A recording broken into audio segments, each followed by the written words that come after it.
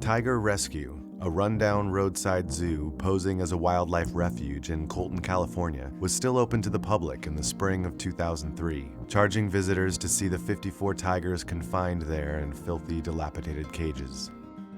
But no one could have imagined that a raid on the home of Tiger Rescue's owner in April of that year would find his property littered with the remains of 30 dead tigers, 58 cubs stuffed in freezers, and 13 severely dehydrated, emaciated tigers barely clinging to life.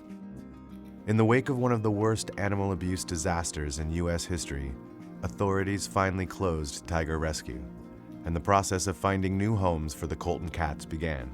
Over the next few months, the healthiest 15 animals were placed in various sanctuaries around the country, and having agreed to take on the sickest and neediest of the cats, the Performing Animal Welfare Society now faced the daunting task of transporting and providing lifelong care for the remaining 39 tigers. I think in the case of Tiger Rescue, it was such an egregious, horrible situation. USDA was forced to do something, and California Fish and Game was forced to do something. Over the years, Pat Derby, who was my partner of 37 years, had told me about Tiger Rescue and how at some point it was going to explode. At some point, Pat and I went down and looked at the cats. The tigers themselves, I don't think anybody particularly looked healthy, let's put it that way. They were unkempt. There was fighting sporadically. They would charge the fence as you walk by. Some of them were hiding, would hide and seem nervous and tense if people approached. A lot of them had their ears chewed and their scars on their face, and there'd been some pretty good strife going on. I think the role of stress can't be downplayed at all. Just the daily stress and anxiety that they must have been feeling to be living in such close proximity to one another and have to fight in some cases to get enough to eat. That has an effect on every part of the body, from hair to foot pads to immune system to everything. So, I think that's probably the one thing that all of the cats suffered from, was just overall behavioral stress and its effects. My first impression was that it was really dangerous for the humans. I wondered how this guy could get away with the caging that he had built for these cats. Very, very sparse enclosures, dirt floors. The substrate of the enclosures that they were in had broken glass coming up through the dirt, and the smell was just terrible. It was actually a pretty big surprise that it got so far out of hand before anybody in authority, the USDA or California Fish and Game, actually got in and saw how bad it was. It's about a 400-mile trip between Colton and PAWS. When you're faced with the job of transporting 39 tigers from Southern California to our place, it's quite a job. And the goal was to get there on site at Colton, ready to load at dawn. That was our goal, to get the animals into the cages as quickly as possible. Some of these moves took place during the hot weather in the summer, so our goal was to get them in and get on the road and get moving. The transport cages themselves were pretty heavy. You have to build a pretty hefty cage in order to contain a tiger safely, so the cage itself was heavy. Some of these tigers were 400 or 500 pounds, so adding that in, it's quite a logistical feat to get the cat in it and move the cage, sometimes several hundred yards to get to a parking lot, get it up into a trailer, secure that cage. It took a lot of people, a small army of people, pushing, pulling, using boards and leverage and all sorts of creative ways to push those cages down some pretty narrow paths. It really, at the time, felt like a military operation. I'm not a military person, but I felt like a little General Patton. That's how I like to look back at it. Felt like that. So how do you transport these cages? Well, we decided to find people with trucks, that had horse trailers, stock trailers that were big enough to fit the transport cages that we had built. And we built cages that were probably bigger than they could have been, but we wanted them to travel comfortably and be able to get up, turn around, and stretch. And so part of it was finding trailers that were big enough to accommodate those cages. Some people think that it's the best thing to just sort of, dart them all, knock them out, drag them into a cage, and you're done with it. But in my experience, it's possible and best to load an animal that's fully aware, fully awake. It's safer. You don't have any problems with, anesthesia gone wrong. You can get them in a cage and they have a problem and you have to deal with that. Or, a lot of these cats had underlying health conditions that we didn't even know about. They're not the greatest candidates for anesthesia, especially under, all of the stressful circumstances of moving. So everyone that I moved was moved fully awake and aware. The very first tiger that we loaded was, to me, the most memorable one. We had moved the transport cage up to the enclosure where this particular tiger was. We had the 2 doors open so he could step in. And what we did was we put a big bed of straw inside the transport cage. And typically, they're kind of curious. They'll sort of come over and smell it and check it. What is that? And step in, and then quickly we want to shut the door. Well, it took a bit longer than we thought it would. There was a lot of commotion, there was noise. People kept coming back, is he in yet? Is he in yet? Hurry up, when are you coming out? But eventually he did take a step closer, the door closed, and we came out with him.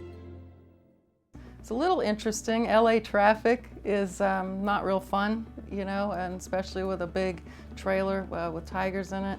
The tigers tend to travel calmly once you're rolling and the sound of the engines and the sort of movement of the car. They'll ride pretty well, but then you get stuck in the traffic and they get a little curious. So my position was at the end of the caravan. I drove at the very end and sort of kept an eye on every trailer ahead of me so I could see if any of the cats got up and looked around. And every now and then I could see peeking up just over there was a little window in the trailer. You could see a little tiger eye peeking over the top. There was one move that I know of that we did at night, and always keeping in mind timing, very, very important. You want to keep the cats cool. You don't want them sitting in the sun. But we also wanted to arrive at PAWS in the morning or during daylight hours so that we could safely unload them.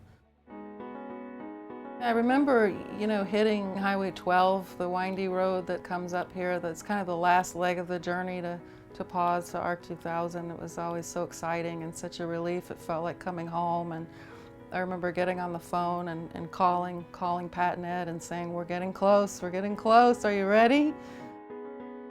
Pat and Jackie and I got together and said they each need a place where they can eat without having to worry about fighting. Even though we have 2,300 acres here, there are not very many flat spots. To just say, oh, this is a nice flat spot, we'll build it here. So we had the local operators union came out with a bulldozer and bulldozed a pad flat big enough for 20 den boxes and planned for 40, 20 on each side.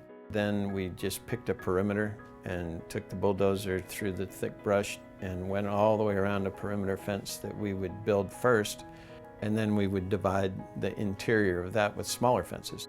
I think we started in May of 2004 building, and the last cat came in February of 2005.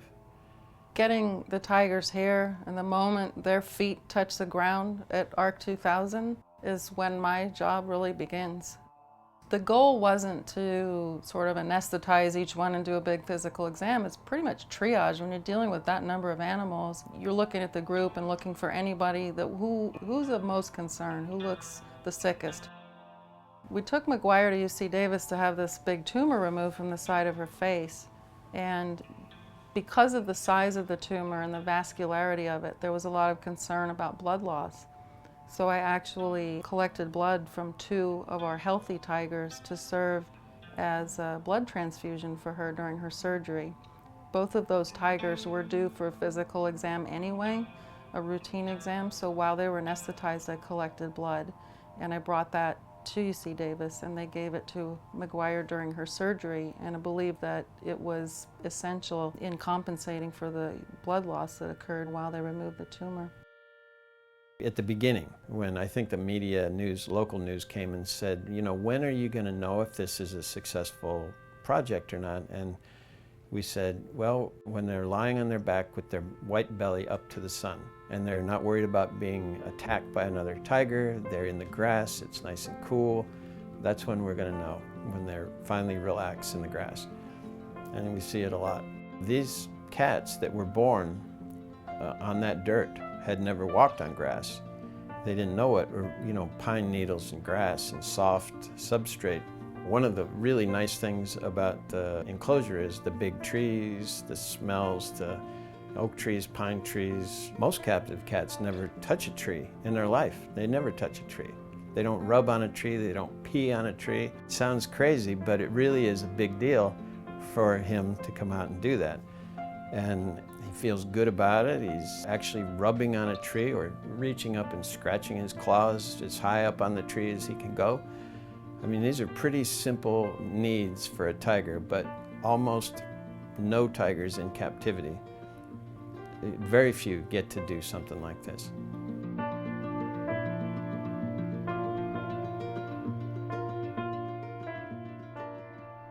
It's hard to lose any animal, but it's particularly hard when you've seen where they come from and the suffering that they had before they came to us. It makes it more poignant to know where they came from, to see them come out of that shell and experience life, and to lose them. I never forget that. None of us ever forget where they came from. And no matter how long they've been here, the first one we lost was heartbreaking. Each one is sad for all of us. But it's, you know, it's probably hardest for the caregivers, the keepers who take care of them every day, all day. It's very difficult, but it is part of our job. I mean, this is the sad reality of taking care of animals is, in most cases, we outlive them, and we have to come to that decision. And along the way, we do the best we can for them. Medically, they come in with broken. They come in broken. They come in physically broken, mentally broken, spiritually broken. And we do the best we can to make their lives as comfortable as possible. But I have to say that there's also a moment of anger that does enter into the picture when especially when, you know, I'm euthanizing an animal, it's the end of their lives. Remember all that poignancy, you remember where they came from, and you remember the love that you had for that animal and all the care you put into it. But you also remember, and I remember, and Ed remembers, and Pat remembered, all of this shouldn't have happened. This tiger doesn't belong here. This tiger belongs in another country, in the jungle. It doesn't belong here. And it's in those moments that it hits you.